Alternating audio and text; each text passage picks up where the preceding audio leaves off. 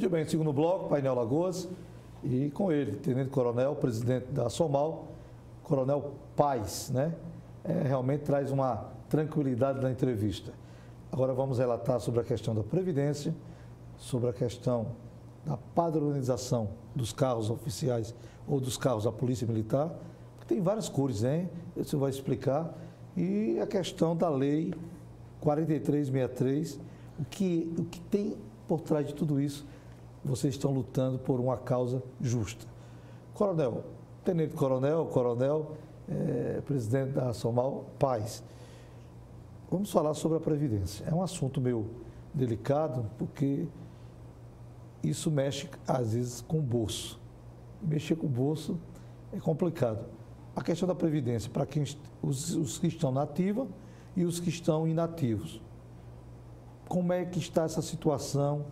Ainda está em negociação? Já foi aprovado? O que é que ganha? O que é que perde? Perde mais do que ganha? Coronel. Olha, com relação ao nosso sistema de proteção social, né, que foi estabelecido pela Lei 13.954, promulgada em 19 de dezembro passado, então ela trouxe realmente uma mudança muito significativa, né, nas nossas legislações, na legislação justamente militar.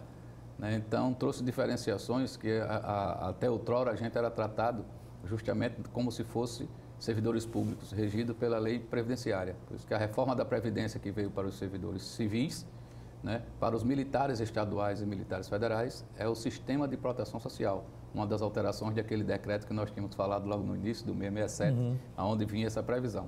O que é esse sistema de proteção social? Né, o sistema de proteção social é vem um arcabouço jurídico, né, e com muita ênfase em dar o tratamento diferenciado que os militares estaduais e federais têm da legislação normal. Então, nós já somos muito prejudicados, não digo assim prejudicados, mas assim da própria Constituição Federal, dos mais de 36 direitos civis que os servidores públicos têm direitos e os trabalhadores comuns, nós apenas temos 5 ou 6. Então, o sistema de proteção social veio justamente para compensar e para mostrar a peculiaridade que são as carreiras militares. Então, nós tivemos uma alíquota... Qual percentual? Progressiva de 9,5%. Agora, em 2020, em 2021, 10,5%. Né? E sendo revisto em 2025. Então, nós viemos também com um grande avanço no nosso sistema de proteção social, que é a ratificação no termo constitucional, né, na emenda 103 que foi promulgada em novembro do ano passado, né, que ratifica a paridade e a integralidade, não só para os oficiais inativos, mas também para as nossas pensionistas, que, pasmem os senhores, né, a legislação hoje para as nossas pensionistas é uma das legislações mais desumanas que existe. Por quê? Porque no momento em que você mais precisa, que é onde você perde o seu ente, quer o militar, perca a sua esposa, quer o esposo, perca a sua esposa se for militar. Ou a sua esposa vai perder o seu marido, que era militar. Então, no momento que você mais precisa, que você vai ficar sozinho, você tem um decréscimo de quase 40% a 50% dos seus vencimentos. Então, é uma coisa desumana. E a legislação última, editada pelo governo atual, em 2015, ainda estabelece alguns prazos e alguns limites. Se for casada com menos de 2 anos, se não tiver filho, não tem direito a nada. Se o filho for casado, então é uma coisa realmente, era uma coxa de retalho. E a legislação que hoje permanece é isso. E o sistema de proteção social, a Lei 13.954, veio para regular isso. Ainda existem algumas dificuldades do governo do Estado em reconhecer isso. Mas isso vai mexer no orçamento do governo? Mexe no orçamento do governo, mas mexe sempre para melhor. Porque antigamente você tinha, antes dessa legislação, os governos do Estado tinham uma condição de dizer o seguinte, que a previdência dos militares era um peso, porque os militares não contribuíam com aquele, quando você passava da ativa para a inatividade, geralmente você ia num posto a mais, e eles alegavam que a gente não contribuía naquele posto. E essa lei veio justamente para balizar isso, além de ratificar que os militares não fazem parte de nenhum fundo, eles fazem parte do Tesouro Estadual. E aquilo que a gente reverte para o nosso sistema de proteção social é justamente para o custeio das nossas inatividades, das nossas pensionistas, para os custeios das pensões e para a possível criação de um fundo de saúde. Então, o discurso dos governadores, dos entes federados, em dizer que nós éramos um peso, éramos um fardo, isso cai por terra. Porque hoje, né, com esse sistema de proteção social também, alguns militares, alguns não, todos os militares, os inativos, só descontavam aquilo que passavam do teto da Previdência. E com o advento dessa lei, né, passam a contribuir com o todo da sua remuneração, igual aos os militares de baixa graduação e de baixa graduação, os soldados, os cabos, né, que não contribuíam na inatividade e agora passam a contribuir também, não só na inatividade como na atividade. Por que isso? Por que essa modificação? Porque aqueles que acompanharam, aqueles que acompanham e acompanhou a discussão desde 2015, que vinham com essa questão de reforma da Previdência, então era uníssono, como fizeram com todas as categorias. O que foi que fizeram com todas as categorias? Acabaram com a paridade. Então, hoje algumas categorias civis que têm os seus salários, né, acima de 20, 30, 40 mil reais, vamos supor, os magistrados, delegados, né, procuradores de estados, quando eles se aposentam com o teto da Previdência. Eles podem ganhar na ativa 100 mil, mas quando se aposenta com 6 mil e alguma coisa. E os militares estaduais permaneceram com a paridade integrada do sistema de segurança pública. Apenas os militares estaduais conseguiram permanecer com a paridade e integralidade. Isso quer dizer que quando você vai para a inatividade, você, além de receber o mesmo salário, você acompanha todas as progressões vencimentais. Se você tiver percentual para ativa, é o mesmo percentual para o inativo e para as suas pensões. O IPASEAL, onde fica o IPASEAL com essa previdência que vocês têm? Há uma diferença? Há uma diferença substancial, porque nós saímos da questão do Alagoas Previdência, né, que é o órgão que cuida das aposentadorias e pensões, e a gente fica atrelado ao próprio Tesouro Estadual. Então, a gente não vai para a autarquia. Então, a gente não é para ir para a autarquia. Quem administra as inatividades e as pensões é para ser os seus órgãos de origem, tanto o Corpo de Bombeiro como a Polícia Militar e a Secretaria de Planejamento, que fazem os lançamentos. Então, essa folha do inativo e da pensionista é feita nos órgãos de origem e validada pela CEPLAG. Inclusive, está a tramitar, eu acredito que a Polícia Militar já está fazendo uma legislação própria, adequando-se às normas dessa Lei 13.954, né? O projeto de lei já está quase pronto, acredito só falta alguns encontros, algumas discussões pontuais, justamente na questão administrativa. Quem vai administrar essa folha? Porque o Alagoas Previdência quer administrá-la, mas cobrando uma taxa de 1,5% em cima do montante arrecadado dos inativos.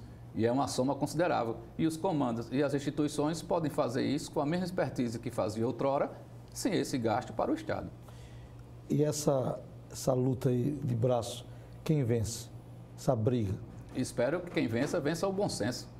Eu espero que quem vença a visão, a palavra final é da Assembleia Legislativa com a ratificação do governo do Estado, mas você economizar 20 milhões ou 25 milhões ano, né, só para fazer a administração de uma coisa, onde eu ou você pode fazer isso em termos institucionais a custo zero, eu acho que esse dinheiro que estaria sendo pago ao Alagoas Previdência por ano para administrar essa folha poderia ser revertido para o custeio das duas corporações, inclusive, o Hamilton, para implementar aquilo que a gente falou aqui no início da nossa fala. Esses recursos deveriam ser retornado para as instituições militares para que fosse custeado, que fosse ampliado e modernizado o Centro Médico Hospitalar da Polícia Militar. Que é interessante. E ganha todo mundo, até a sociedade, né? Poderíamos fazer até num Centro Médico Hospitalar da Segurança Pública. Interessante.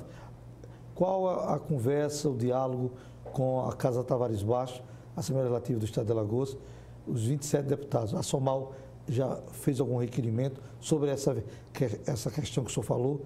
Porque é preocupante. Não. Porque o serviço prestado no Estado é gratuito. Por que contratar uma empresa? Levando 1,5% é muito dinheiro em cima do total dos inativos e dos ativos. E das pensionistas, realmente é assim. A interlocução da ASOMAL para com o Poder Legislativo é a melhor possível. Sim. Digo sempre, a Associação dos Oficiais Militares de Alagoas é uma associação apartidária. Então, a Associação dos Oficiais Militares, o partido dela é a PM, PMBM. São os interesses dos oficiais da Polícia Militar e do Bombeiro Militar. Então, a partidarização, a gente não entra nesse mérito. Então, a gente tem um diálogo muito bom com todos os parlamentares ali da Casa Tavares Baixo. Então, a gente já começou algumas tratativas, né? A gente só vai formalizar os pedidos quando realmente o projeto de lei for enviado àquela casa. Mas aí, mesmo com essa perspectiva desse projeto de lei chegar lá, a gente já começou a conversar com alguns atores daquela casa, justamente até para aclará-los e alertá-los um pouquinho das peculiaridades que tem a nossa carreira e dessa situação que para a gente, né, nos causa estranheza. Como é que eu posso fazer uma demanda de forma sem que onere a minha despesa e eu vou contratar para fazer a mesma situação que eu poderia fazer e investir isso em outro local, em outro segmento? No mesmo ou em outro segmento? Isso. Agora, Coronel, a gente percebe que existe um clamor no meio dos coronéis na questão da indicação do comando. Vocês têm um sonho e esse sonho a população precisa saber. Por exemplo, claro que o governador, não importa quem seja o governador, ele indica. Mas vocês têm um sonho de indicar 2 ou 3 nomes para que o governador venha escolher dos nomes que a ASOMAL ou, juntamente com os demais da companhia, apresente. Um coronel escolhido pela ASOMAL, pelos coronéis da ativa e os inativos. Isso é importante para fortalecer o segmento? Olha, é importante a escolha, né? A escolha que eu digo dos nossos dirigentes, assim, é importante como é importante a escolha da representação política. Então, você não coloca o seu nome, você ali não passa pelo crivo das urnas. Então, isso que o amigo está falando vem disciplinando aí nesse PL que nós estávamos falando, no PL 4363 de 2001, que é a Lei Geral das Polícias Militares. Então, ela vem disciplinando várias coisas, várias inovações, né, para as categorias militares estaduais, inclusive uma dessas, né, a eleição do comandante-geral. A eleição do comandante-geral, pelos que podem concorrer, então, seria uma eleição formada pelos oficiais, pelos coronéis do último posto. Ali eles faziam uma votação e tirariam 3 nomes. E esses nomes iriam para o crivo do governador do estado. E o governador do estado teria essa liberalidade, como existe em outras categorias, como existe para a indicação do chefe do Ministério Público Estadual, como existe no próprio Tribunal de Justiça. Eu acredito que eles fazem essa situação e demais categorias. Então, para nós militares estaduais também seguiria isso. Então, a forma também de movimentação, essa lei vem disciplinando, né, padronização de viaturas. Então, a padronização nacional, projeto de lei, não quer dizer que esteja aprovado ainda. Por isso que ainda vai o relator está entregando essa semana a relatoria dessa lei e vai para o plenário da Câmara, e lá na Câmara ele pode sofrer algumas emendas, mas o espírito da lei era justamente esse. Uma padronização das viaturas a nível nacional, carteira de identidade única, fardamento único, mudando apenas a bandeira de cada ente federado e outras inovações que a gente vem aí, nível de escolaridade superior para o acesso às carreiras militares, né, a propositura de um tema que é muito polêmico, que a gente aqui pode tirar um dia para vir discutir. Sim. Sobre a elaboração do termo circunstancial de ocorrências pelos militares estaduais, como acontece aí em vários estados da federação. Explique, dê uma palhinha sobre esse assunto, porque que é o famoso TCO. O que é o TCO? O que é o TCO? O TCO é apenas um mero registro, uma informação de uma ocorrência na rua, trocando em miúdos. Um acidente de trânsito, crimes de menor potencial ofensivo, onde você pode ali, no ato da intervenção do policial militar, ele fazer esse registro e encaminhar para as autoridades competentes, evitando aquele deslocamento que às vezes você sai do interior, principalmente no final de semana de plantão. Às vezes você se desloca 30, 40 quilômetros de uma cidade para outra para realizar apenas uma simples comunicação de um fato. tirando a viatura que estava fazendo policiamento naquele local e deixando ali aquela via ou aquela cidade desguarnecida por horas e horas, aguardando na porta de uma delegacia. Então, muito interessante. Muito interessante. Então, é uma coisa que já vem a nível nacional. Inclusive, já havia alguns pré-questionamentos pela Associação Nacional de Delegados de Polícia da inconstitucionalidade, mas o Supremo Tribunal Federal vem a par e passo ratificando esse direito e esse dever, né, em cima da Lei 9.099, né, que são as leis dos crimes de pequeno oficial, pequeno potencial ofensivo. Então, são temas realmente muito ricos e que a Lei Geral das Polícias vem tratando isso com muita propriedade. Uma pergunta agora que vai ser um pouco mais forte. O abuso do poder. A lei do abuso de autoridade. Às vezes o militar, ele desrespeita, passa do limite com a população ou com o cidadão. Procurar quem? A SOMAL ou o comando? Olha, Hamilton e os amigos telespectadores, eu costumo dizer sempre que em nenhuma categoria, você aprende, ou nas bancas escolares, ou nos cursos de formações, o desrespeito à legalidade. As corporações militares são feitas de seres humanos. E o ser humano está passivo dos seus excessos, e os seus excessos têm os seus remédios legais. Então, para qualquer ato que se exacerbe as prerrogativas, a gente orienta não procurar a SOMAL. A SOMAL é uma associação representativa, mas você procurar os comandos de instituições, as ouvidorias das instituições, a nossa corregedoria, as corregedorias das instituições, polícia e bombeiros, são corregedorias muito fortes e muito atuantes. Então, o índice de abertura de procedimentos, de conclusão dessas aberturas e de punição e até de exclusão dos militares é muito grande dentro do seio dos militares estaduais. E falo com muita propriedade daqui do estado de Alagoas. Então, todo desvio de conduta, ele tem que ser apurado e tem que ser punido da forma que realmente prescreve os nossos estatutos e as nossas legislações. Muito bem. Agora, a questão a gente sempre se preocupa, a orla marítima, como é que fica a Polícia Militar na orla marítima de Maceió? Não, o policiamento ostensivo, que é a nossa missão, princípio e constitucional, né, aí hoje a gente vê aqui, né, a orla, porque a orla é que nos chama muita atenção, a gente vê realmente um fluxo muito grande, não só de viaturas, né, da Polícia Militar, mas também desse programa novo do governo do estado, que é essa ronda no bairro. Né, a gente vê aqueles amarelinhos aqui agora pela orla. Então, essa faculdade aqui, esse policiamento aqui da orla, é um policiamento que está atrelado aos batalhões de áreas, aqui o BPE, o 1º Batalhão, né, sobre o comando do Coronel Neivaldo Amorim, que é o comandante do policiamento da capital. E graças a Deus a gente está vendo aí que a cada quadra que passa está tendo uma implementação muito mais visível, né, a olhos claros mesmo, a olhos vistos mesmo aí da população, um incremento muito forte no policiamento, não só das vias, né, da orla marítima, mas também puxando para dentro dos bairros também aqui, da Ponta Verde, da Jatiuca, da Ponta da Terra. O senhor concorda com um novo concurso na Polícia Militar? Está envelhecida a polícia? É sempre muito bom e muito importante a gente poder oxigenar. Isso tem uma paradinha. Sempre muito oportuno a gente oxigenar.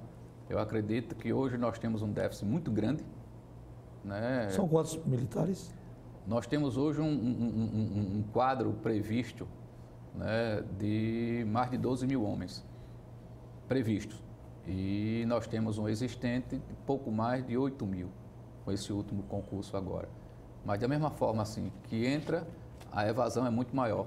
Então a gente passou muito tempo sem haver esse planejamento por parte do Estado dessa recomposição.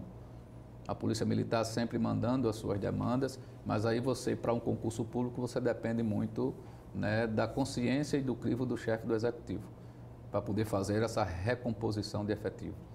Então, nunca é à mesma altura, nunca é ao mesmo passo da forma que você vai para a reserva. Então, hoje a gente tem um fluxo muito maior de militares indo para a reserva do que adentrando nas corporações.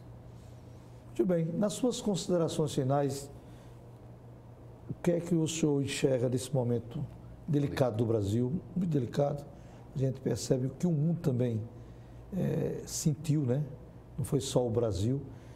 Como é que fica essa questão de segurança para a população e essa insegurança também na questão do emprego?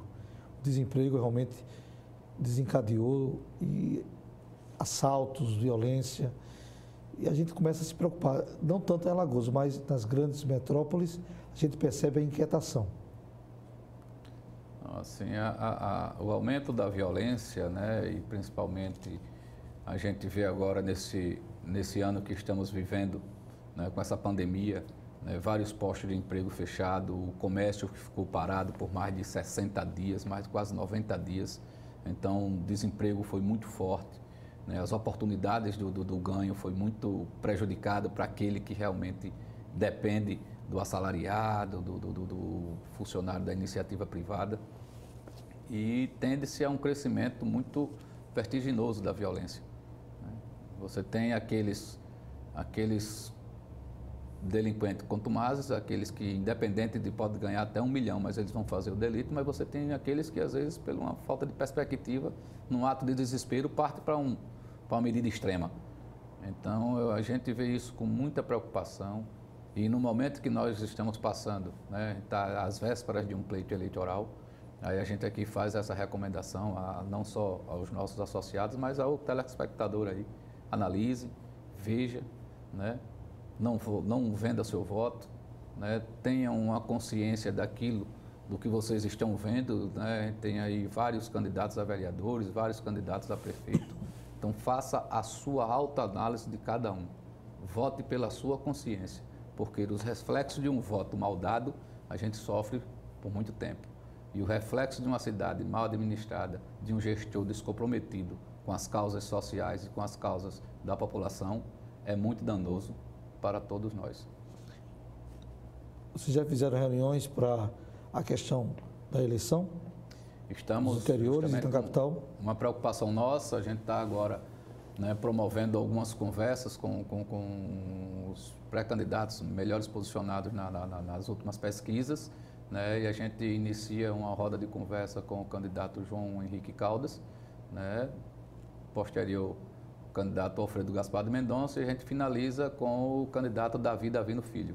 Então, justamente, a preocupação da Somal, além de a gente estar preocupado com os anseios dos nossos associados, a gente também tem essa preocupação do envolvimento dos oficiais militares nessas questões, nas questões políticos partidárias, no discernimento, na apresentação de propostas, ouvir as propostas dos candidatos e a gente também contribuir com alguma coisa em termos de entidade, em termos de representatividade dos oficiais.